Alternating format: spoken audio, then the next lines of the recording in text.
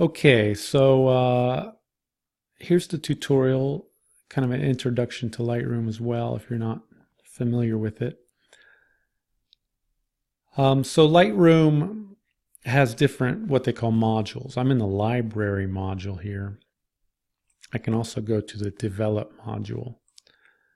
I'll show you the difference between those in a moment. I'm going to start in the library module and import this button right here.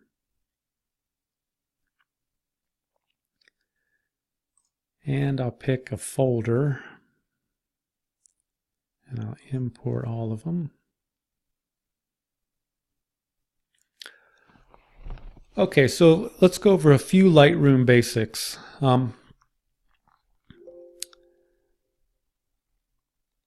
This library module is what you use to basically organize your photos.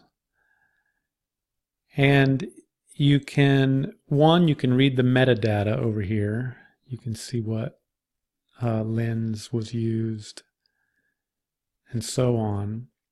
But most importantly, you can go to View and Sort. Now you can sort by capture time, added order, or file name. Those three are going to be your most important.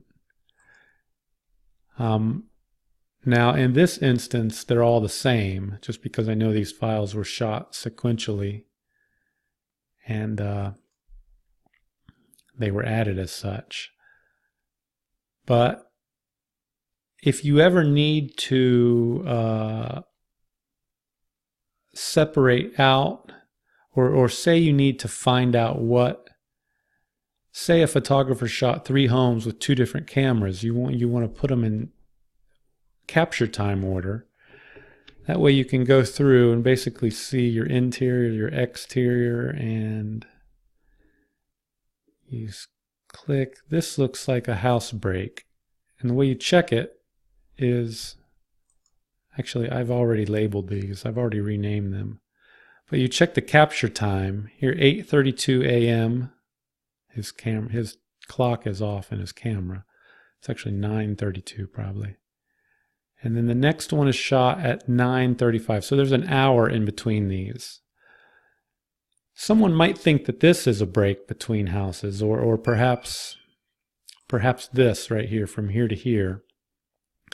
But we see this is shot at 8:23 and this is shot at 8:26, so we know it's the same house. So the very first thing I like to do when I get a batch of unlabeled pictures in are rename them. So I would, in my library module, I would select all these. That's a shift select. Then you right click. I'm sorry, you don't right click. You hit F2.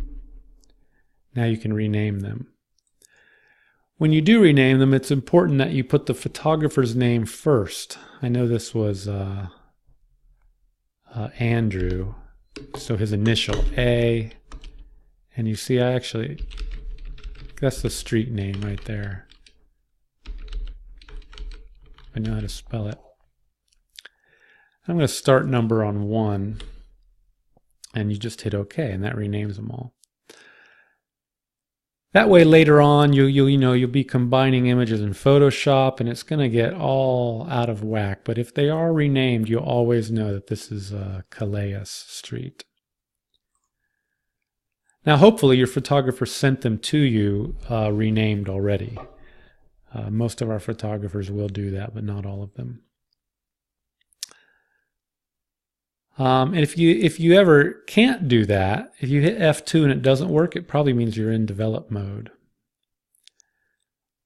Develop mode is completely different. You actually can't sort them the way you would like to, but you do have all these palettes over here. You have your exposure and your contrast and color, detail, sharpening. You have just every tool at your fingertips. I'm going to go back over to library mode because there's one thing we need to do when we do bring all these pictures in, is we need to run a pre-batch correction on them, an autocorrect. And that autocorrect is going to include a lens correction. So I can't just run one autocorrection on every picture. I have to separate them by lens. Easiest way to do that is, once again, in library mode, not in develop mode. Go to metadata, and here you have lenses. And you see there's 4 lenses in this whole batch of photos. If I click the 8:16, it populates the film strip with all the pictures that were shot on the 8:16. So now I need to run a correction on them. That means I go back to develop mode. And I find the Sigma 8:16. And I run that correction. I'm going to highlight all of them. Just go to the end and shift click. I'm going to sync them. Okay, so this is very important. When I do sync them, I want to check all. That's because I want the lens correction to carry on from the first picture to every picture. There are times you don't want to check all. Sometimes you want to straighten. If the lens corrections have already been done, you want to straighten them individually. You'll check upright mode, not upright transformations. You never check that, just upright mode. But it'd be a huge mistake to do that right now. Right now we want every lens correction to go because this is pre-batch. We just brought them in and we need to correct that lens. So I'm synchronizing. Very good, and you see it populate through. Now I'm going to go back to library, and I'm going to hit the next lens, which says 28:80. This is a Lightroom glitch. You need to make a note of this. The 28:80 is actually the Sigma 10:20. I don't know why they haven't corrected that yet. But I'm going to go back to develop mode and hit Sigma 10:20. I'm going to sync, make sure check all, and sync them. So you do this for every lens. The DT 18-55, that's right here. Sync. And lastly, the EF 18-55. That's right here. That's the Canon. Sync.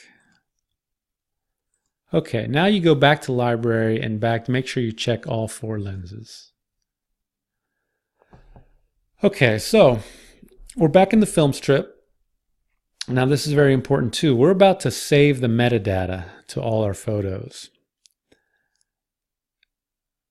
So it's tempting to just select the first one and go to the last one and do save metadata.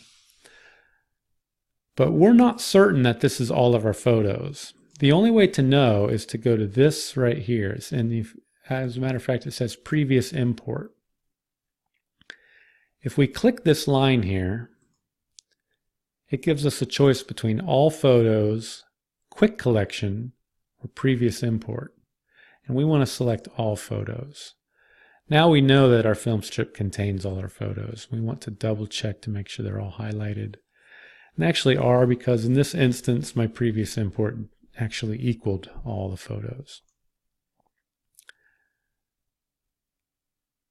So now what we'll do is we will save the metadata to the files. Watch this little bar.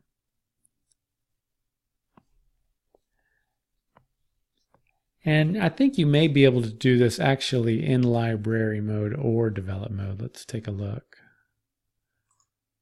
Develop mode, metadata. Yeah, you can save metadata to files. It's one of the few things you can do both in.